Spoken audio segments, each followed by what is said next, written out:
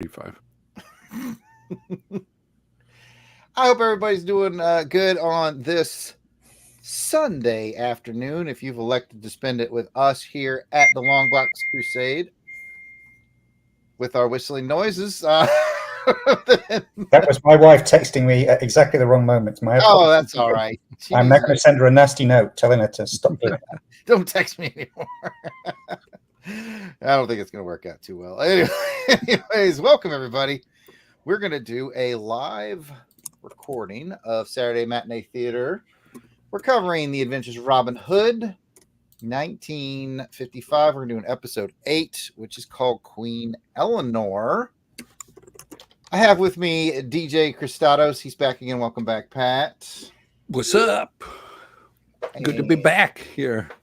Yes, indeed. It's good to have Pat back. And, of course, Alan J. Porter we didn't even invite him. He was just here when we got here. So. Coming around in Sherwood Forest in the vain hope that we get something to talk about. He's just hanging out in Sherwood Forest. He's keeping the fire going. Yeah, he's keeping. Alternatively, it's like, oh my God, we're short on a guest. Who scraped the bottom of the barrel? Who can we get? Well, I'm not sure where Jason is. He may be popping in any minute now. He was intended to join us today, but we'll see. Other than that, I want to say hello to Matt Passo, who has joined us in the chat.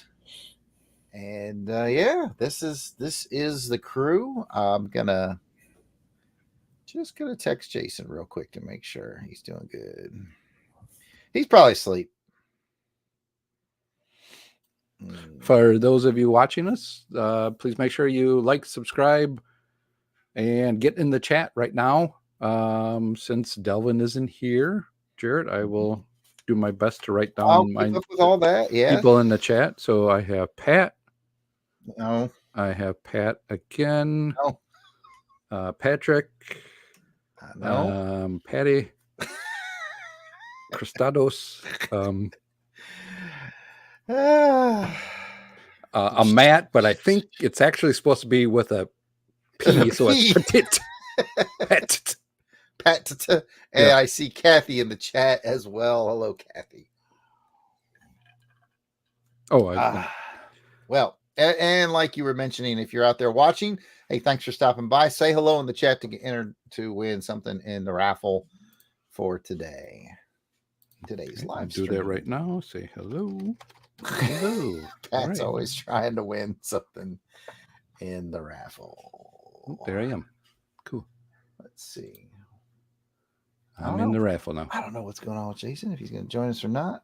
He's not read or seen my text, so we'll just have to find out. Well, I guess there's not a lot left to do but get into it, eh, comrades?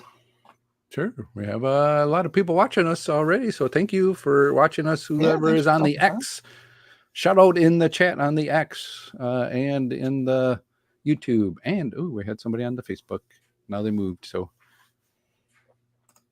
You guys like that? You like the widescreen? Oh, we should address the fact that Alan is broadcasting from clandestine location in Sherwood this time around. So he may look a little different, may sound a little different, but we're gonna make. Oh, there's Jason. There's the skull. We got him. I'm here. I'm sorry. Sorry, I'm late, folks. That's quite all right. We were just about to get started with the actual recording. And so it's all good. Once again, if you are watching and you haven't said hello in the chat, please do so you can get entered for the raffle. We got cool raffle stuff for you this time. Here's a hint. I went to Toylanta a couple weekends ago, and there's a guy across from me, table across the hall from me, and he was selling toys. A lot of G.I. Pat, you would have lost your mind. Like a lot of super cool G.I. Joe stuff. But he also had these big bins, and he was like, you can get anything out of the bins. I think it was Big Ben was a G.I. Joe. That's true. Yeah, it was $1 a piece. $1 a piece or 6 for $5 or something like that. Anyway, and there was like cool stuff in the bins. So I might have some neat stuff from the bin sitting here on my table waiting to give away today. Hey, if it's not that James Bond figure, Thunderbolt figure, I'm not interested. Oh man! Oh, I know he got that for me for Christmas. We know that's coming to me for Christmas. It's currently on display. It's currently on display in the other office in the front of the house.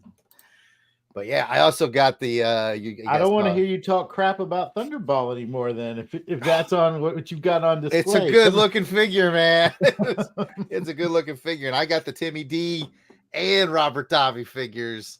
Timmy what? Stuff. Timmy what? D's nuts. Timmy D's nuts. Okay. Anyways, enough talk. Oh, don't give me a hard. Okay. Oh, okay. We'll make sure that Delvin gets a good, smooth spotted dick. Okay. I'm gonna write Delvin's name down. It has been ready.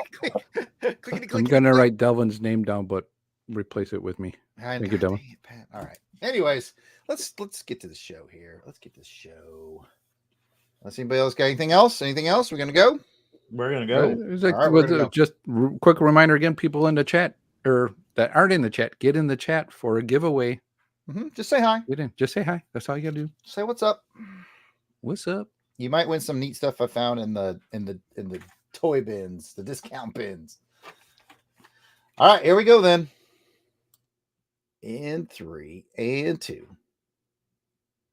Hello and welcome to episode 84 of Saturday Matinee Theater.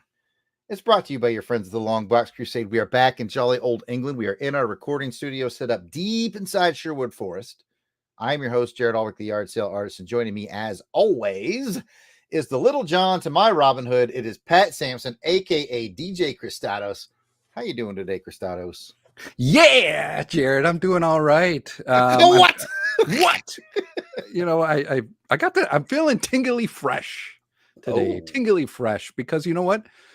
Not only are we, we're kind of expanding. Me and Dave, we're kind of expanding our emporium throughout all the places that we go and recover. So I just wanted to say that this episode is going to be sponsored and brought to you by Pat and Dave's Farrow Root Cream Oil Hair Tonic.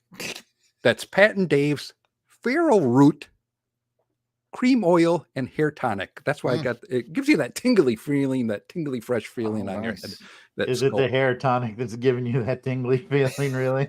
Well, let's not talk about that. But just, it's nice. No heroin. No heroin. It's just nice to be, we're expanding. We're doing pretty good. So keep on the lookout for more stuff from us. We're doing stuff in Mexico. We were. It was come down on them tacos. Yep. Okay, yeah. It was come down on them tacos. Yeah, listen to the last Zorro episode I wasn't on. I heard you open a new business. Yep. Well, good for you, Pat. Always with the entrepreneurial spirit. Also joining us is the ugliest maid Marian of all time. It is my older, wiser brother, Jason the Weasel Skull. And how are you today, Jason? Oh, I'm doing just fine. I'm of the right age, and I'm the trail was smooth for us to get me here. My man Robin Hood took care of business, and I think we'll talk about that a little bit today. That man is Marian material, I will say, and that's a double entendre. All right, yeah, we'll definitely talk about the plans and schemes of Robin Hood and who's of the proper age. We are down one Friar Tuck today. Delvin the Dark Web Williams is off enjoying a much earned vacation from the Longbox Crusade for his birthday. I believe he's turning 52 this time around. 52 for Delvin. So, speaking of people who are 52, we have sitting in for Delvin. I don't know if we can really call him a guest anymore because he's just here for us. But is our good friend and Longbox Crusade Beatles expert, Alan J. Porter. Welcome back, Alan. Thank you. I'll take 52. I'll go with that. I thought you were about 50. You don't know. Yeah, give or take. A lot of take. Yeah, I'm good. I just got back from a walk. Literally, this is no bullshit. There's actually a little forest nature reserve right by my hotel here. So that's what I did for lunch. It was I walked through the forest to find a restaurant and then walk back through it. Good 3-mile hike through the woods. So I'm in the mood and now looking forward to settling down at the Blue Boar and hope somebody's going to buy me a flagon of whatever that stuff was. Yeah, I don't know if I drink anything from the Blue Boar. I'm not sure. Probably not a good idea in Russia. The best I drink knew is a about free Turkey. drink. Am I right? Yeah. Okay, what it tastes like if somebody else is buying, yeah? That's true. If it has a taste of free in it, it's delicious. I actually knew about his wooded walk because I follow him on social media and I saw him post about it. And we are kindred spirits, Alan. When I used to travel all the time for work too, I was big on what's nearby, walk around, and that's all. It's like a little mini adventure. It's a good Yeah, time. always. Yeah, if you've got a couple of hours to spare, leave the car there and just go for a walk. Yeah. Yeah, exactly. Yeah. Yep. Found some cool stuff that way. But anyway, yeah, Alan's back and Delvin is out. So that's it. And just as a reminder to the folks listening, Alan is broadcasting from a clandestine location. So if he sounds a little different, you cut him some slack. I'm sure he'll sound just as smart, regardless of audio quality. All right. And you know what? Speaking of smart, if this is people's first time ever listening to the show, they might be wondering, what have I gotten into? First of all, those people I want to say welcome. And secondly, Pat, let them know what they've gotten into. Well, Jared, Per the script, Pat. Don't tell them what they've really gotten into. Oh, yeah, wow, that's okay. But hold on, give me 1 second. I got to prepare myself here. Oh, the loot. Got to get the loot ready. So, okay. Here we go.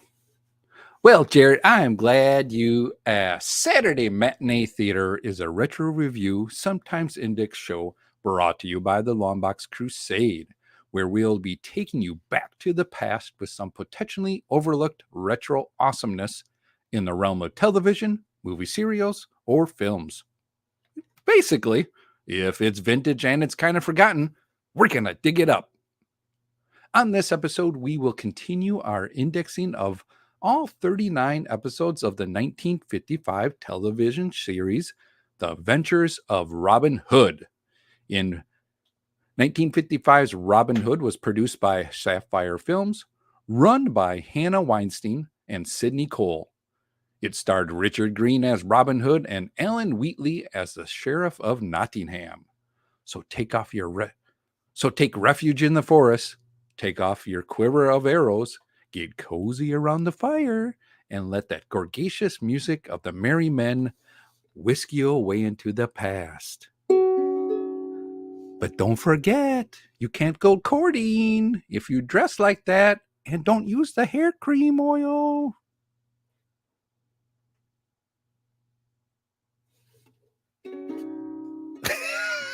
Gregarious. Did I not say it? It is gregarious. You get Gregarious, close, oh. I guess. You want me to redo it? No. Well, I wanted to bring in some images, but this layout's just not going to work. Well, I tried. Anyways, welcome back, everybody. Fun things for Delvin to edit. Okay. Well done, Pat. Now, before we hand it over to, I guess, Jason for this for the episode's info, let's take a look, or in this case, a listen to a commercial that we've been playing the time this episode was released back in 1955. This will help us get the right time frame of mind, if you will, transport us back to the 50s. For this episode's commercial retro rewind, we have Gibbs SR toothpaste. And I believe I'm prepared to share that with you guys. We'll shift to this view. And give it away now. There's Gibbs. All right, let's see. Now, let's see if you guys will be able to hear this. Everything should be good. Let me click play.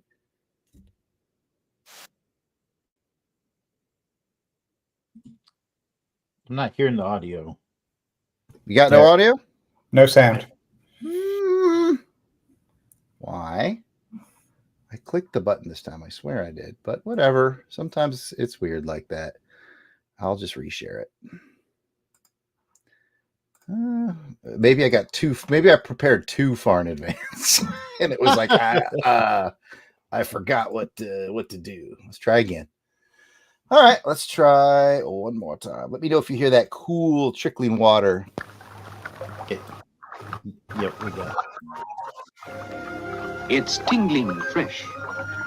It's fresh as ice.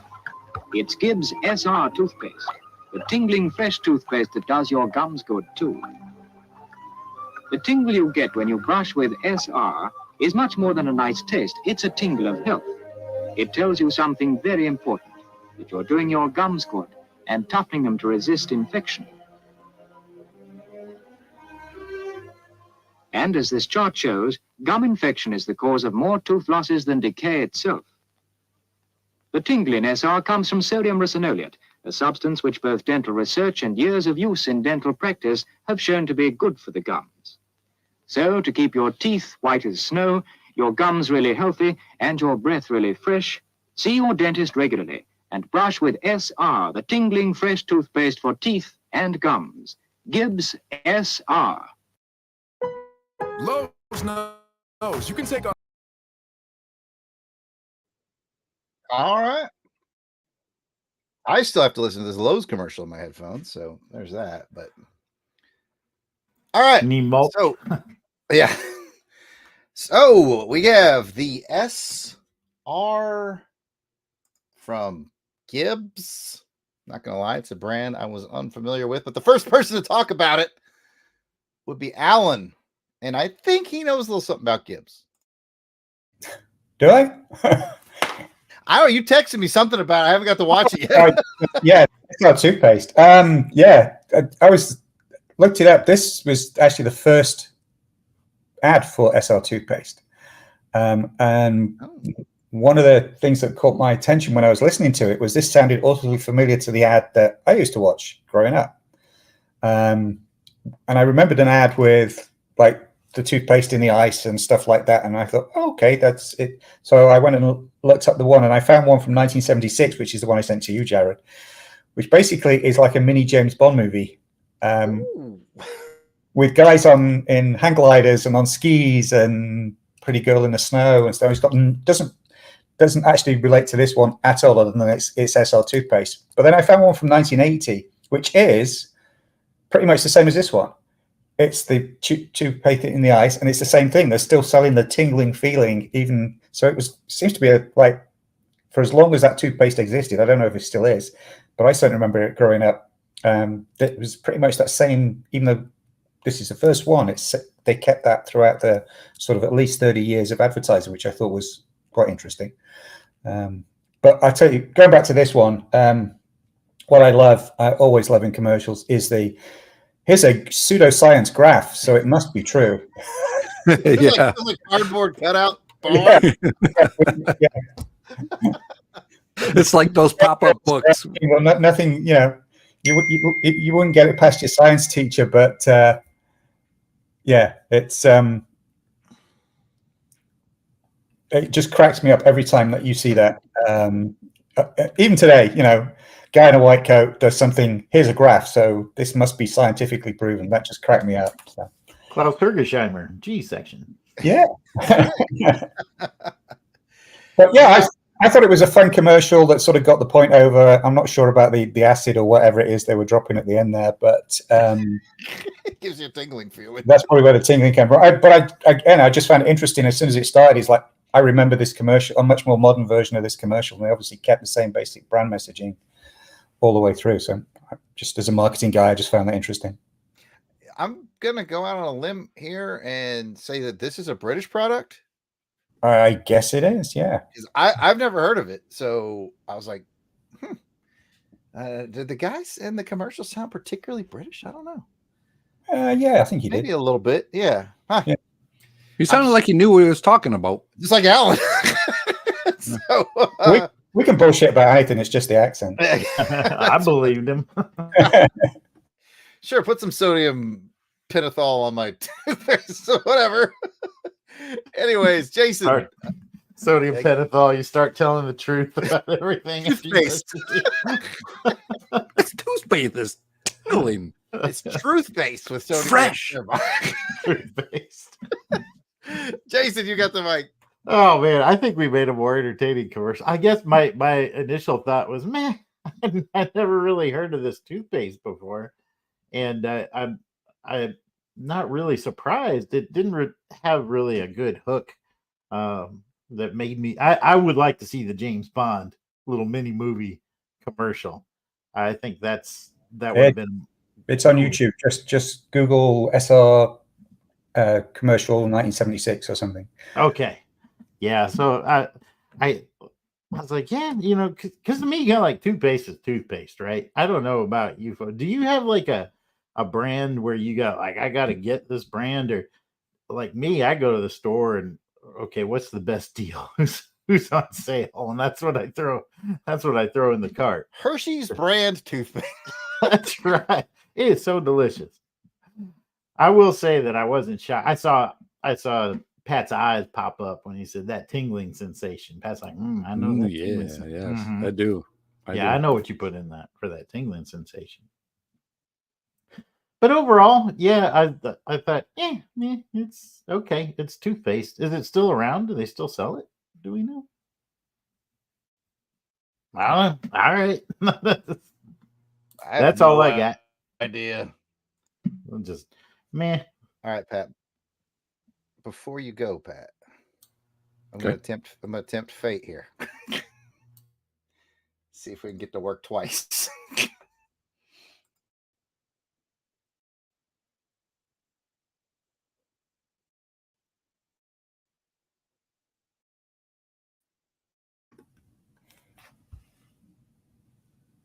Now this is what I'm talking about. This would make me buy some toothpaste right here. We don't hear it though. Yeah, no sound.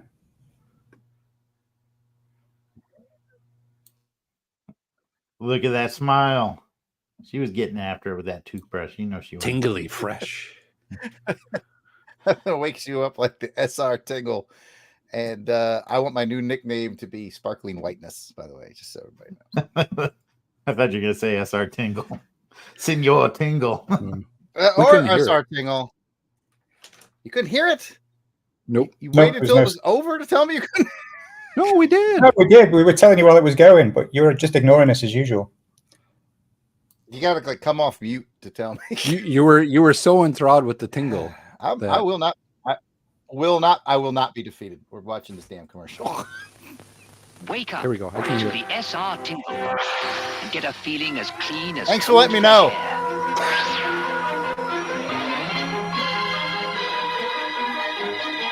Get the look of sparkling whiteness. That's my nickname. Tingling fresh. Sparkling white. SR. Nothing wakes you up like the SR Tingle. Freshness is Have forever. SR Tingle. All right. Now that we've seen the James Bond version, Pat, what do you got? You know, I liked this commercial. I liked the toothbrush and the toothpaste frozen in that Cuba ice. I thought that was pretty cool gimmick there going on, where it's like kind of coming out on the brush, and I thought that was really cool to do. I like that. But did you guys notice how big that toothbrush was? That girl was putting in it. It's like it was like huge. It was like, and then she puts it in. Who has a big toothbrush like that? I'm gonna go back on mute. I think it's best if I go back on mute. Yeah. I also am going to mute. Okay. Well, I just found it interesting and funny to just see that. But whatever. It was good. I like the taste. I like the tingliness and the freshness. And it's good to see some of the extra stuff that Alan brought about it. So I always like the fun facts that Alan brings. Absolutely. You know what? Alan's fun facts are tingly fresh. I'm so looking forward to delving editing that. I'm going to put on a t-shirt, Pat. That's a tingly fresh. Yeah. Tingly fresh. I already forgot what my nickname was. Sparkling Whiteness. Sparkling whiteness, yes. That's what they call me.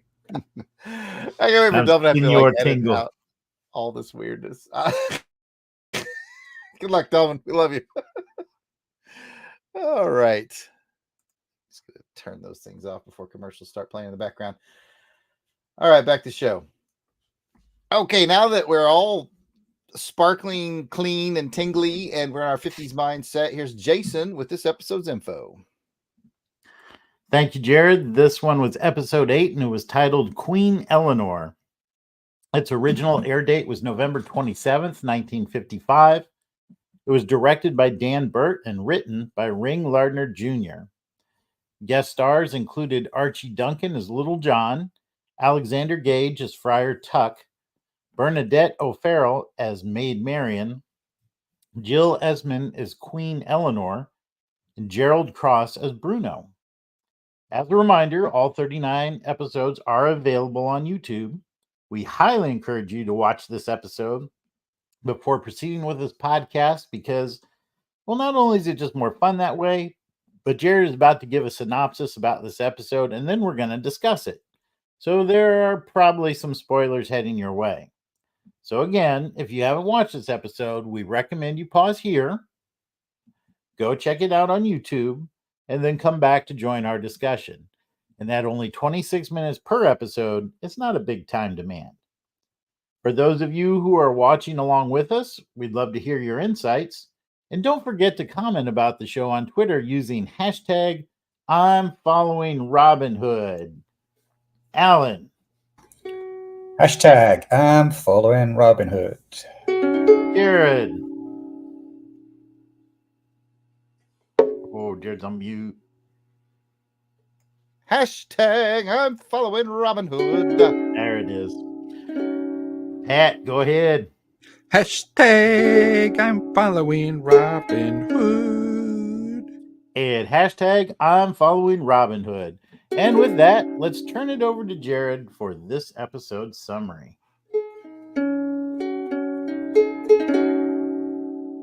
Smooth. Queen Elaeanor is on a fundraising tour of England, raising money to assist her husband, King Richard, in the Crusades.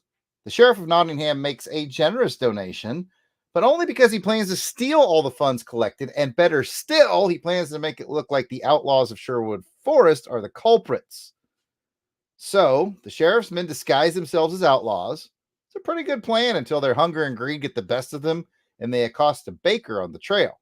Now, the baker knows a fraud when he sees it, and he reports his findings to Friar Tuck. And now Robin knows there are some frauds afoot in his forest. And why not use bureaucracy against itself? Via the friar, the royal foresters are tipped off about the outlaws, air quotes, in the forest. So they want to make the collar and get the reward for capturing said outlaws, air quotes. I wonder if it'll all work out. Tune in, find out. Is there loot? I don't know if there's loot for that. Yeah, hold on. Okay.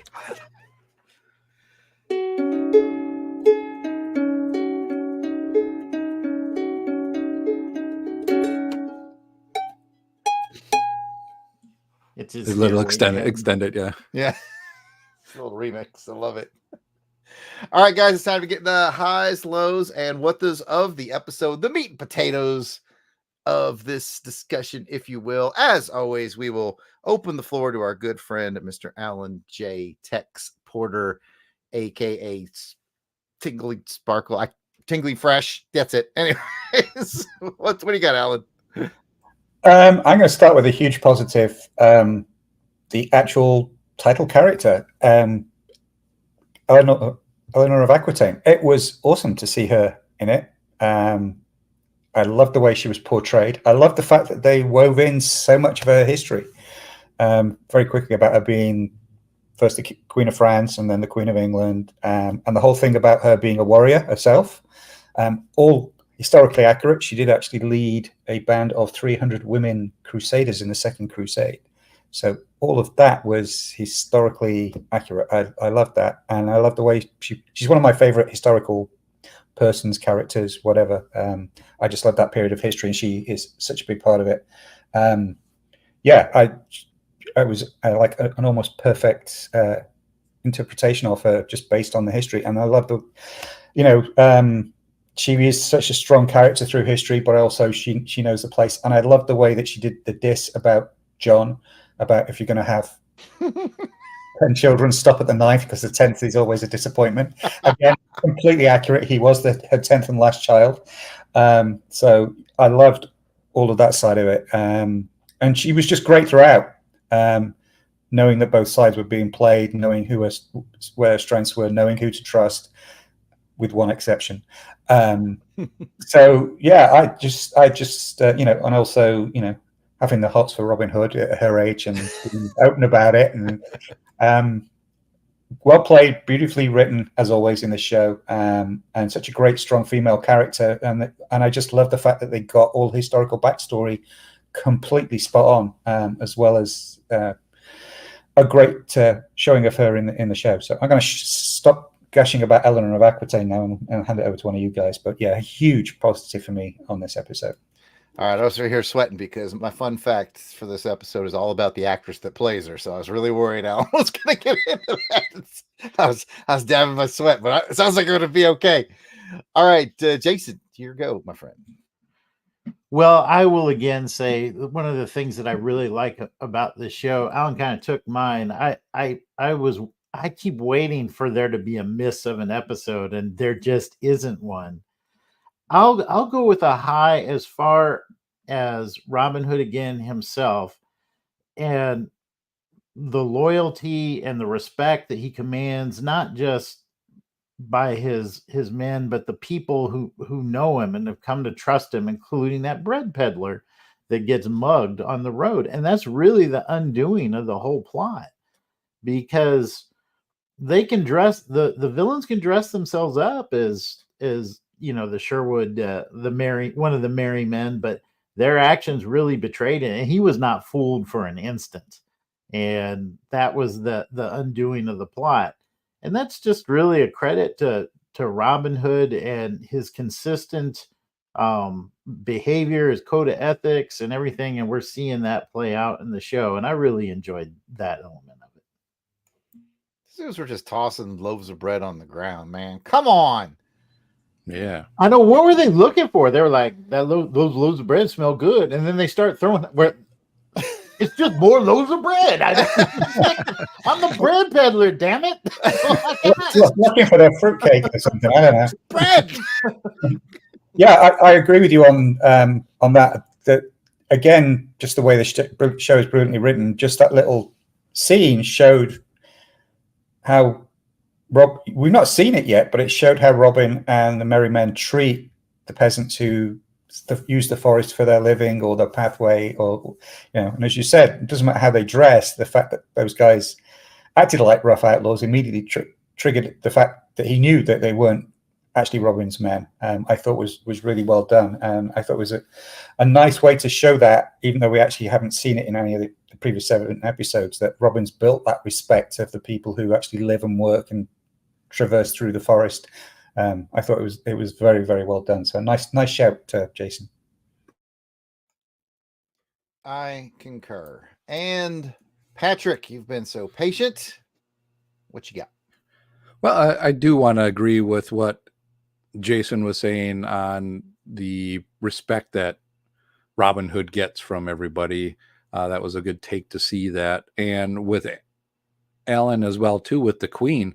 Yeah, this actress portraying her was playing the part very well. And in a matter of a few minutes, you get that history of who she is, what she stands for, who she backs, and just a very strong woman, you know, for this time. I thought this was really good and liked it so much. I want to talk about just some of the fun stuff that I saw. One day I want to sit around, and hopefully it's with you guys. One day I just want to sit around, have a big table, and just feast like that, and just have food all out in front of us, eating a big chicken wing or a turkey wing or something like that. It's called soul food. It's in Charlotte. I do that every June. Yeah, but I just want the food to just all sprawl out the table, and, you know, gnawing on all of us, just kind of gnawing on a big wing or a leg. I would love to have that. And I've never been to those medieval times, you know, the dinner theaters or the things that they have, but I don't know if they let you eat like that, but if they do, I definitely want to be down. There were no utensils in medieval times, hence there are no utensils at medieval times. You want to refill on your Pepsi? Yes. I hold out my hand here. No, I just thought it was cool and kind of fun that you get to see that, and it made me hungry. Awesome stuff. Yeah, they do a good job in the environments. And They do. They definitely do. And some of the side scenes, you see the castles and all that, and it really helps that, when I went on my trip to London, we got to go to like Dover and saw Dover Castle and got to kind of go around and sneak around in there and all that. So now I can really see like them climbing up the stairs. I'm like, man, they're climbing up the stairs and there's no rail and all that. And the stairs are really small and tiny and just really cool to see them kind of get the sets right. Did you say Dover Castle? Dover Castle? What did I say? No, that's cool. Just completely non sequitur, but I'm not bullshitting. That one of my ancestors was actually the commander of Dover Castle in 1216. Oh, wow. And I've never been. It's one of my places I've always wanted to be because of the family connection. So I'm incredibly jealous that you got to go there. That's awesome. Yeah, you All right. definitely got to go. It's a cool place. Back to the show. Nah, cool Dover. Send Pat on over. Anyway, it's back to Alan anyway, to the top of the order. What you got, Alan? Okay, yeah, I'll stop geeking about my ancestors now. I've actually got a couple of very minor negatives, but I think, I don't know whether it was just I was watching it on a different TV or whatever, or it was the different version I was watching, but the matte paintings this time, for the establishing shots, seemed of a lower quality. They sort of jumped out to me as like, oh, that's a matte painting, rather than, oh, that's a cool castle. But it might have just been the version I was watching on YouTube or watching it on a different TV, which I was. I don't know. The production value just seemed slightly less on this one. But that's weird, because I thought they were, maybe I wasn't paying close enough attention, but I thought they were like stock footage, like they had stock footage of like this picture of a castle. I didn't realize it was a paint. Yeah. So it may be how you watch it. Who knows? Yeah, maybe. Yeah. But there isn't that many castles around particularly complete castles, that you'd have stock footage of complete castles. So yeah. Okay. I think my only big negative, and we sort of touched on it with the baker, is the fact that Robin's plan basically wasn't going to work and was only rescued by accident. That if those guys, the disguised sheriff's men, hadn't broken ranks and attacked the baker, Robin and his men would never have known about the trap, and the queen would have been caught. That's true. So That's Robin, true, but to Jason's point, like it's Robin's goodwill. right? It did, but like I said, it's a minor negative. But I think it's the first time we've seen that Robin's plan. I mean, sometimes he's got plans within plans and tricks within tricks, but he always knows the outcome. Mm-hmm, that's true. This one, it was really just down to accident that he found out about it, and then could pivot and figure out a different way of solving the problem. But if it's a bit like the Bond villains. If they hadn't shot the missile out of the volcano, Bond would never have known they'd have been there. It's that sort of thing. It's like if the guys had not got impatient and attacked the baker, Robin would never have known about it. And the bread smelled good. Well, that bread smelled too good, even if they then threw it all on the floor, which made no sense. But anyway, like I said, it's just a minor thing, but it was like, oh, Robin's plan would not have worked except for accident. So that was probably my only real little minor gripe about this episode. But I do actually want to, again, just going back, I love the historical thing. When Robin says, I'll get you a breakfast with a drink of Malmesbury, that's actually a sweet, fortified sweet wine. And again, just the little historical stuff that they just pepper throughout the dialogue is just awesome. Yeah, I'll stop gushing about this show. I like how he bribed him with that breakfast. Yeah. And then earlier he was like, "Hey, what are you doing here? It's a little late for lunch and you're too early for dinner." Yeah. So I have a couple of others, but I don't want to step on anybody else's toes. So I have a couple too, but I'll also stay in reserve and see what happens in this final couple of opinions here in the second round. Jason, I love the romantic tension between Robin Hood and Maid Marian, or I guess I should just say Marian in this series. And this episode again had it in spades when Friar Tuck comes to Robin Hood at the beginning and says, "Hey, Marian, needs you," and he's like, he's ready to go. He's like, oh, she needs rescuing. Like, let's mount up. And then it's like, no, she wants to see you tonight at the castle.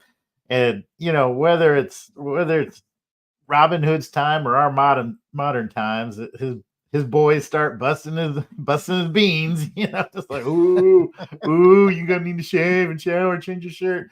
And he puts on like his best, something he stole from Prince John. He's walking around in it, strutting like the cock of the walk. And then the look on his face when he goes in and he sees the queen and the traitor, that guy that we don't know is the traitor at the time. And he's like, we don't talk about him. He really thought he was getting some playtime tonight. And he's like, oh. I got that reference, Pat. Sorry, I got that reference, Pat. You did? Okay. Yeah. So, and then when the queen is asking Marion about her thoughts on Robin Hood, you could tell the queen knows she's kind of sweet on this guy. And what's that line that he uses when he says, "There's never a time when you're not carrying something valuable." Mm-hmm, mm-hmm. Oh, yeah. She's like, "Oh, this is a sly one." You know? He's a like sweet talker or something like that. Oh yeah, you can tell he was a sweet talker. So it's just fun to watch the two of them, and we've seen how they've come along in the course of the story. How she's come to trust Robin Hood to the point where she's like, "Yeah, if it were me, I'd go through the forest because this Robin Hood's a good egg, right?" So at any rate, I just really like seeing this relationship develop, and this was just another good episode where we get to see it blossom just a little bit more. I like when Robin Hood goes in there after he gets all fancied up. And she's like, "Oh, you look nice." He's like, "Well, speed was the thing. I figured just get here with what I had on." Yeah, that's right. Nobody spent a couple hours on that. Just threw on this old thing. Yeah, this is what I was wearing. I love Friar Tuck too when he says to Friar Tuck, "Am I looking good?" And Friar Tuck says, "Yeah, for a guy who lives in a forest," or something like that. In other words, yeah.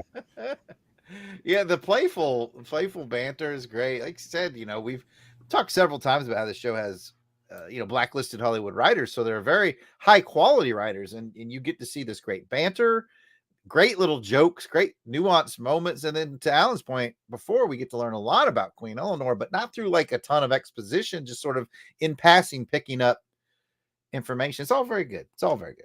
I think honestly, if some Hollywood producer just took this series and made a modern Robin Hood story out of it and changed not a word of dialogue and had those quality of actors, you'd have a hit on your hands. It stands up. You don't have to change anything in this formula. Jared has to get rid of all the thoughts of what modern Hollywood would do to it passing through my okay, I'm good. Sorry. Now. Yeah, I did it to myself a little bit too. I got it out. Okay. Pat, what you got? Well, I kind of alluded to it, but the traitor in this one was Bruno, but we don't talk about the Bruno. It's funny. I've heard that phrase. We don't talk about Bruno. I think it's from a Disney something. It is. It's Encanto. Okay, Encanto. I haven't seen Encanto. Yeah, it's a good song. It's a good movie too, as well. But we don't talk about Bruno, so we're not going to talk about Bruno. Bruno was like Jason said, we're not supposed to know he's the traitor yet, but I'm like, Bruno, we all know. Yeah, I thought, taking it back to the show for a minute, to Alan's earlier point, they made a point of Maid Marian seeing him close that door. So I kind of thought like maybe she was going to clue on to him, and she kind of had like that look on her face, like something's not right here. I was thinking maybe she told Robin, and we weren't going to find that out, that she spotted him and told Robin until later on. But that's again, if I had a very smart minor negative, is they took way too long to figure out it was the guy we don't talk about. Yeah, not at all. We don't talk about him.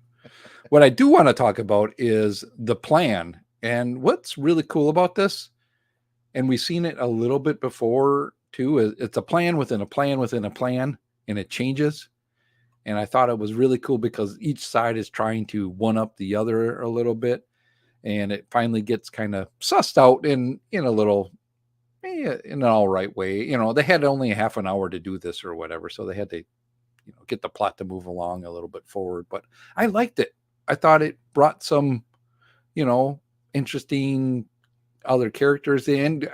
You didn't know who these Forrester people were that came and helped Robin, took care of the three bad guys. It's like, come on, three bad guys. You really going to take down like Robin and his people if he was escorting the queen? I just love like I mentioned in my summary, like they basically use bureaucracy against them. Like if you watch enough like social media stuff, eventually you'll see pretty funny reels of where like cops spring a trap, like, hey, this is drug bust, and they actually busting other cops from a different unit that are undercover. That's exactly what they did here. They just took the Foresters and sicked them off. Yeah. Oh, that's what I said. I liked it because it was like a plan within a plan within a plan, and it was cool. They were like, because the whole it's like they used the sheriff against him because the sheriff put all this bounty on their head. Yeah. So now the Foresters are like, we're gonna get that bounty, and they're busting their own guys just from a different department. That was pretty hilarious. Wait a minute, didn't I see you at the Christmas party? And they were great too because they were tactically better. This is I bet it stood out to Jason. This just bugged me about the sheriff's men. They had terrible silhouette tactics, like on the top of that hill. Oh, they were on top of the hill, yeah. like that is militarily the dumbest thing you can do is give your silhouette to the enemy like that. They're just standing up all big and tall, and Perhaps they were trained by the same guy who trained Frank Sinatra in the Manchurian Candidate. Bringing it all together. That's right. We did talk about that. So yeah, I thought that was kind of funny. But the Forrester dudes, we're sneak up around behind them. They did a good job. Very good job. Hey, I see our friend the Bold Outlaw has joined us in the chat. And he also very much enjoyed this. And I want to say hey to Billy Dunleavy. He stopped by to say hello as well. Make sure he got his shout out. There's a lot of stuff in the chat going on about medieval times.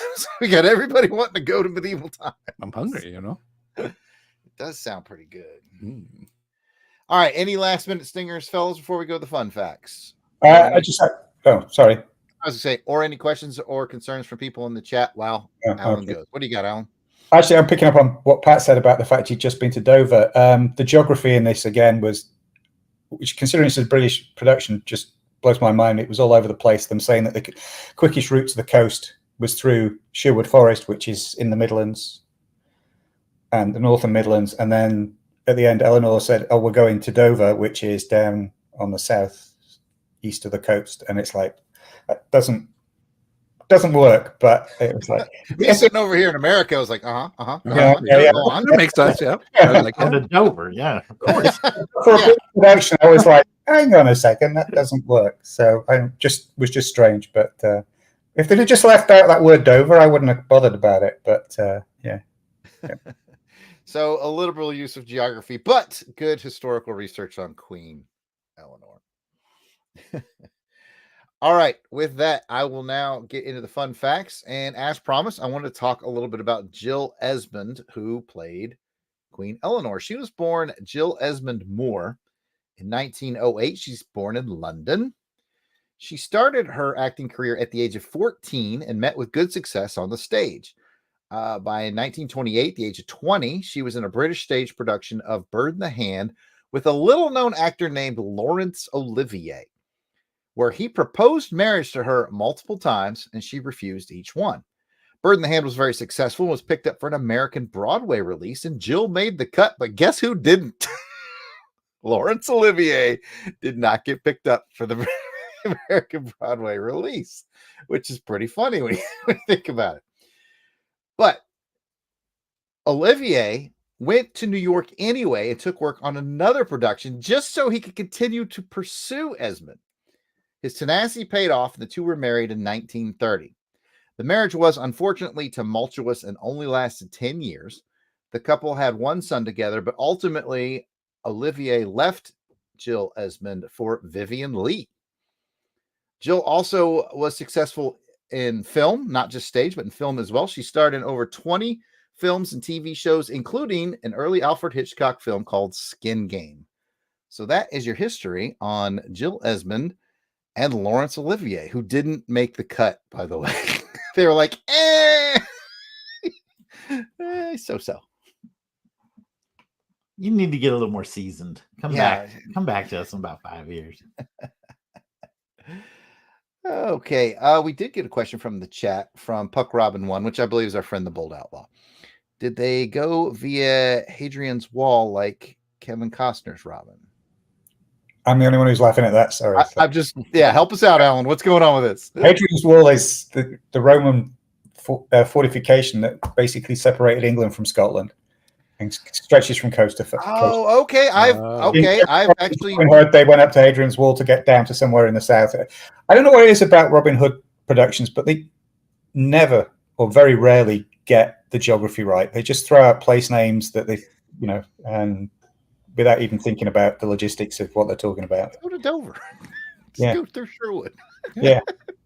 I'm glad you cleared that up. I've actually visited parts of the I didn't know it was called Hadrian's Wall. They just called it the Roman frontier. When I was in Germany, I saw part of it. That's pretty cool. It doesn't stretch all the way to Germany. Well, there's a Roman frontier there, but you're saying there's one in England as well. Yeah, between England and Scotland. Yeah. Okay, very cool. It was the Romans. Yeah, they built a whole fort that literally the whole deal. Okay. Across the island. Yeah. So it doesn't go underwater and it goes over to it's through the channel. Like the channel. It'd be funny if some scuba divers then and found it like, oh, they really did. All right. Well, very cool. We're teaching everyone something about geography. And while you have that on your mind, it's time to rate the show. So get your arrows out. All right, guys. As you know, 5 arrows means you loved it. And 4, it was very good. And 3, it was good. And 2, it was just okay. And 1, we didn't like it. We don't need 2s or 1s when we talk about Robin Hood, I don't think. But let's find out what everybody thought about it. And for funsies, we'll start with Jason. I'm going to go with a 4. I thought it was very, very good. I'm probably I'm starting to figure out how I want to grade these now. And this had a lot of elements from ones that I gave 5 that I really loved. I think this one, to me, I stopped it from getting a 5 just as a little bit. I could have used a little more Robin Hood. I would have liked them to play it off of that Marion seeing the door close thing and having her play a little more active role in busting up the plot. So very minor things that sets it at a 4 for me. All right. Got a 4 from Jason. Pat. I am going to match Jason at a 4. I liked it and found it very interesting. I'll continue to love the character development in this series. It's just so fun to watch. Alan. Getting on the train with a 4 as well. I think the only thing that pulled it down from a 5 was the glitch in the plot for me and the crazy geography. But other than that, I think it was pretty damn good. And like I say, really strong. Really loved the introduction of Elaeanor. I hope we get to see her again at some point in one of the. I don't know if we do or not. I can't remember. But yeah, it was a very, very cool episode. So I'm glad you invited me on to check this one out as well. Well, we're always glad to have you here. And you know what? I'll open the door and get on the floor, and everybody will give it a 4. So boom, boom, locka, boom. The only thing I'll add is Little John desperately needs to work on his low crawling skills because they are. Yeah, good. That was fun. Well, Robin Hood's were tight. I think the actor must have served in the military because his was spot on. His was spot on. It's hip swiggle, man. Hip swiggle. Yeah, planting those elbows. Yeah, he was moving. Oh, awesome stuff. All right. Well, with that, let's get into the Sherwood. It's just Pat on a throne. That's me on a throne in Dover Castle. Just making the edit harder for Delvin. Oh man, it's worth it though. All right, I'll close it out. Sorry. Pat the Lion-hearted. That's right. Pat, that's the opposite of closing it. Yeah, Well done, Pat. For those of you watching, you got to see Pat sitting on the throne. It's over. Like the actual throne. He's not in the back. Anyways, let's get into the Sherwood Forest mailbag. We're thrilled to kick off these comments with special shout outs to our Crusaders Club members. And these are the fine folks who have joined our crusade. They enjoy special access to Longbox episodes, voting on show content, raffle prizes, bunch of stuff. These are the folks reaping the benefits and giving so much appreciated support to the show. Alan, I know you're remote, so I don't know if you have script. No, I never have the script. You know. Okay, we'll do the three of us. All right, we'll just go clockwise. Start with you, Pat. Alan Wright in the chat. Woo! And Helica Wolf. Ow. Auburn Elvis. Bill Beer. Braxton Underwood. Clinton Robeson. Captain Entropy. Clark Westfield. Dave Collins, Battle Wagon. Ezra Gallo. Gary V. Gene Hendricks. Gerald Green. Heinz K. Jason Keene. Jason Lady. Jeff Polier. Jeremy L. Jim. Oh, wait. Hold on. Oh, There you go. Here we go. Jim Jarman. I hope you like Jim Jarman too. Nice. Jim Meal. Joe Thomas. John Watson. Josh Strickland. Candace Ward. Kathy Bright, the MVP in the chat. Matt and Lissy Paso also in the chat. Mark Ross. See where I am? Yeah. Okay. Maxwell Traver. Miranda W. P.D. Devons. Paul Hicks. Rick from Jeff and Rick Present. Rob Morgan. Samantha Meany. Sean Urbanski. Spidey 67. Spreadsheet. Steve Cronin. Tim Price. Tony Pennington. And Toronto Cop. As always, if we missed anyone on the list, we apologize. Keep in mind we record these episodes well in advance of release, so if you're a recent addition, we'll be adding you soon. But no worries, you can let us know we missed you by sending an email to contact@longboxcrusade.com. We'll straighten it out. And if you're asking yourself, hey, how do I get in on this? How do I get on this sweetness that is the Crusaders Club? Just go to patreon.com/longboxcrusade. For as little as $1 a month, you get access to the amazing world of the Crusaders Club. Come and check it out. I think we're sitting at 42 members now. We appreciate each and every one of you. Definitely. Will you be the one to help get us to 45? Your sweetness is my weakness. So you know. This is what you get. That's just a taste of what you get behind that Crusaders Hey. Club paywall. How are you not signing up right now? I don't know with that. You know what? If you're counting your nickels and dimes and trying to save up, we understand that too. You know, all we ask is maybe you say something nice about us in a comment. We love hearing your comments. You can do that on any of the social medias at Longbox Crusade or YouTube. You can comment right on the videos. We really appreciate it. We have a very few sprinkling of shares and retweets and comments from But the one we got. I'm excited. Ooh. This is from episode 79, where we covered episode 6 of this Robin Hood show. That was a guest for the Gallows. Pat, who did shares and retweets on that? Well, read the whole list. I can read the whole list. I will, Jared. I'm glad you asked me to. First of all, we have Chris from BTO and Bat Books. Woo! Let it roll! Down the highway. Oh, Roll. You got the go ahead and hit it. Okay, Pat. here we go. Nice. Better not could have done.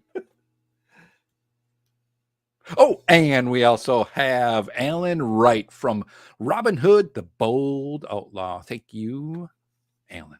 Thank you. And Jason, you were excited about the comment, so you could read it. Well, Robin Hood the Bold Outlaw says, great show. I think the difference is between production and airing order. A problem that arises when they do air a second part before part one. And I think that stems back to the conversation we were having on how, depending on where you're watching it and how you're watching it, sometimes the story kind of jumps around a little bit. And I've continued to dig into that. And I know Alan helped me out with that on, I think, the following episode. We kind of nailed it down. But I'm really finding three major sources. One is production order, like you talked about, like what order they filmed them in. Two is what order they released them in England. And three is what order they released here in the United States. And I'm pretty sure, even though it's murky waters, but my confidence is about 85% is what we're doing, which is the order in which my Plex put them, is the American release order. I think that's what we're doing. But don't pin me to that because it's confusing as all get out. Want to welcome Auburn Elvis to the chat. He slept a little late, but he made it. Well, that is it for our shares and our comments. And you know what? That's kind of typical for Saturday Matinee Theater. It's not our most popular show, but we are not going to stop doing it. So you better get out there and do some comments and share and retweet and all that stuff. We really appreciate those of you who are doing that out there for us. Oh, by the way, if you have a comment for the show and you want to hear your voice on the podcast release of the show, give us a call and leave a voicemail. 707-532-5269, 707-532-LBOX. Pick up the phone.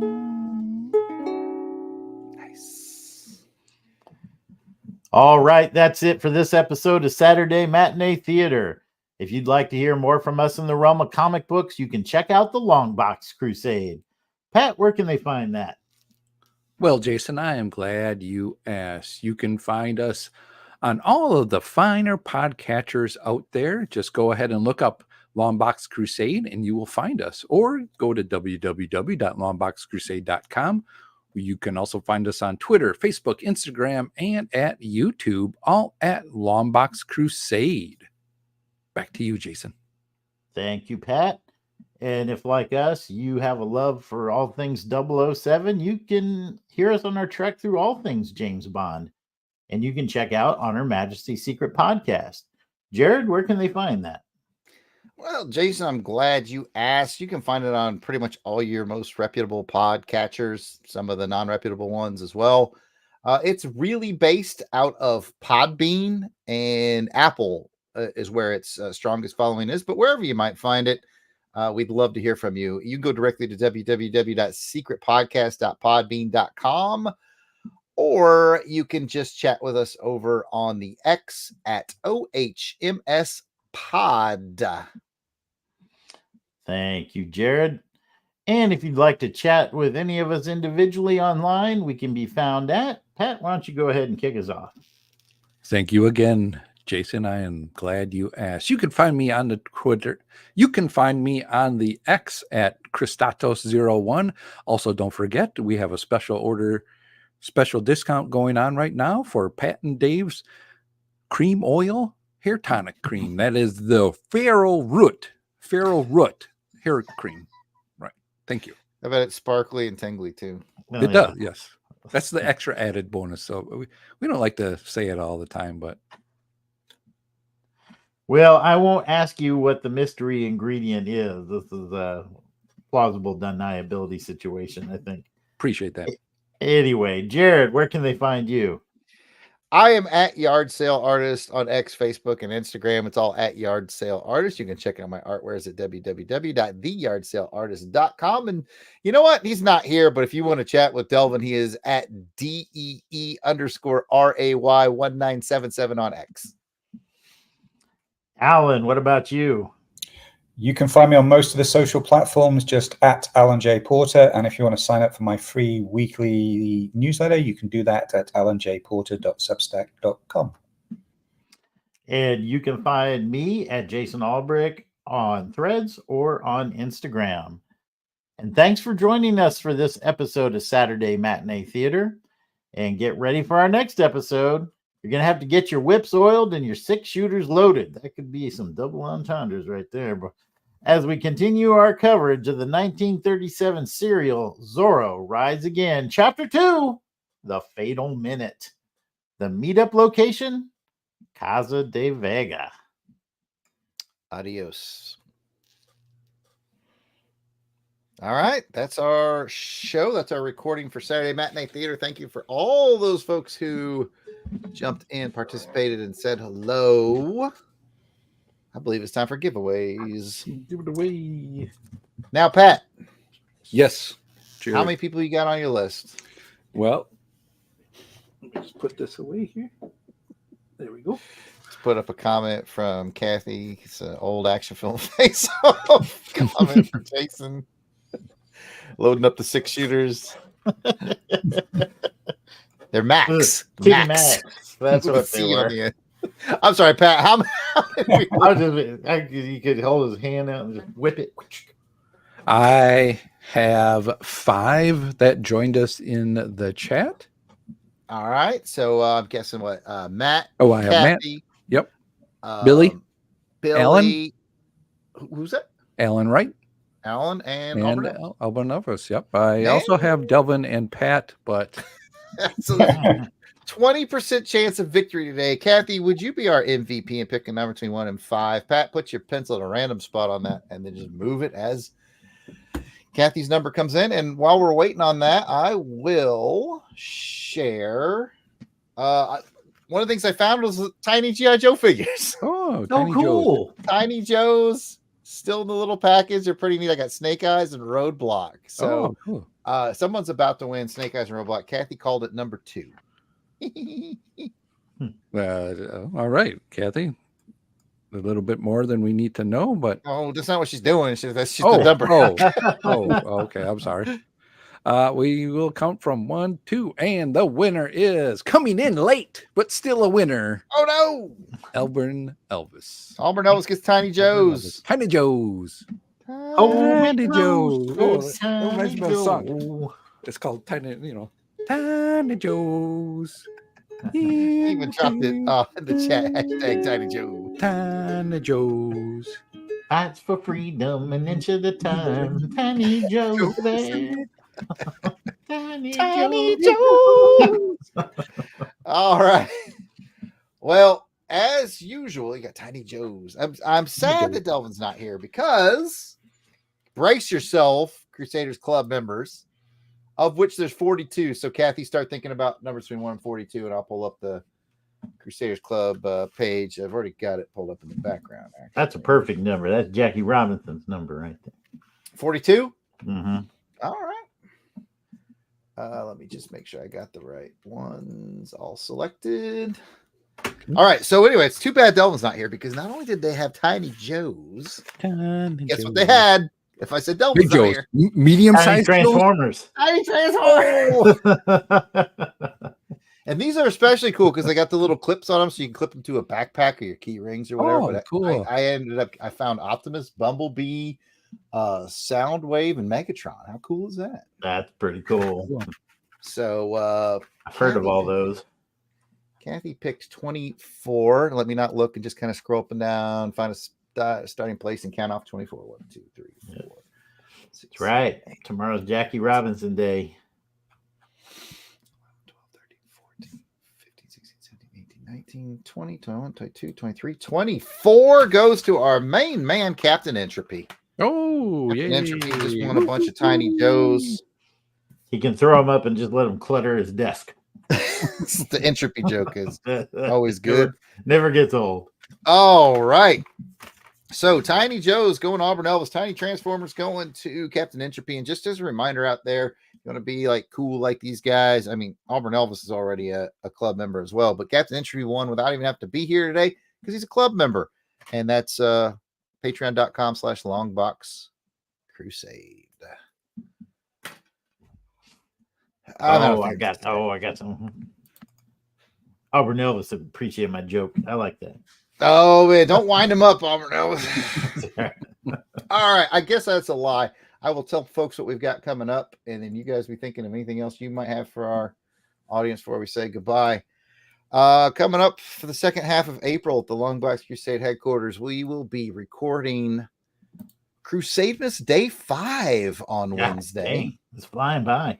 It does fly by. Our friend Matt Passo from the chat will be with us, and we'll be discussing something secret for Crusademas. But Matt, if you're still out there watching, I want to let you know I did indeed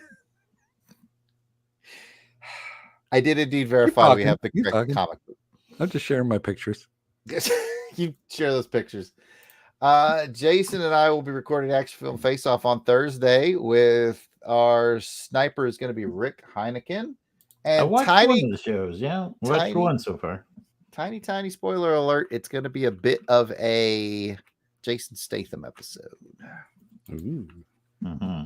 And Jason, that's why you're here. Just a reminder, if you go ahead and read the first issue of for the new podcast. Oh, we may talk about it right after we do Action Film Face On. Reread the first issue. Ooh. He knows what I'm talking about. Just Gotcha. unearth it from your collection. Dust it off. I hope I think I still have it. I'll find it. It belongs in the museum, but you can just we're not telling you guys what the new podcast is, but there's some hints. I got it sitting up, and there's like a dart trap, so I gotta take it off real careful. Careful, like. A week from now, we will be recording for our On Her Majesty's Secret podcast, episode 2 of James Bond versus Spy movies. We're going to be talking about From Russia with Love being out at the same time as Charade. Those are 2 excellent films. So we'll be look for that on the On Her Majesty's Secret podcast channel pretty soon. Pat and I believe Jason Lady are going to be talking some new G.I. Joe issues. Or podcast episodes. The issues aren't new. We're going to be recording a couple of those. I believe Kathleen's got LBC Irregulars scheduled for the last Thursday of the month. So we're going to be talking about some Jeremy Brett. And that's it for April.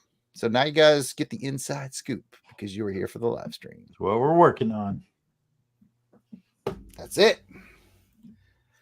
So, bye. Yeah. Well, thanks for everybody. Yeah, thanks everybody for joining us. Everybody on the Xverse there for watching us. I had a lot out there, so we appreciate that. Thank you guys so much. Yeah, for stopping by. Matt Passo chimed in to say, as far as Action Film Face Off goes, you listen to the Alan Quartermain and the Shopping Cart Skulls episode.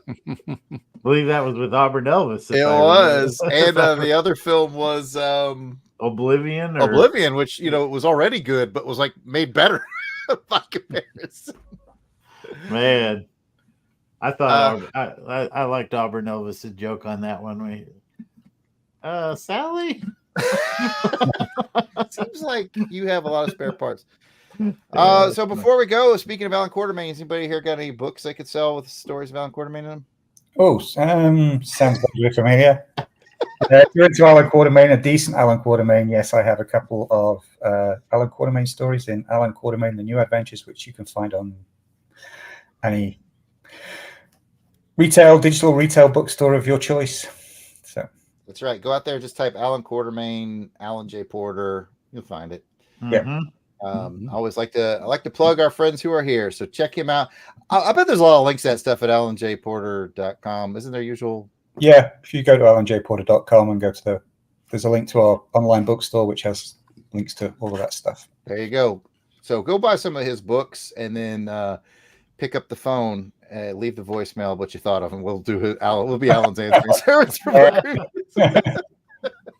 All right, for reals, we're gonna fake freeze frame, and we'll see you guys later. Woo! Bye, everybody.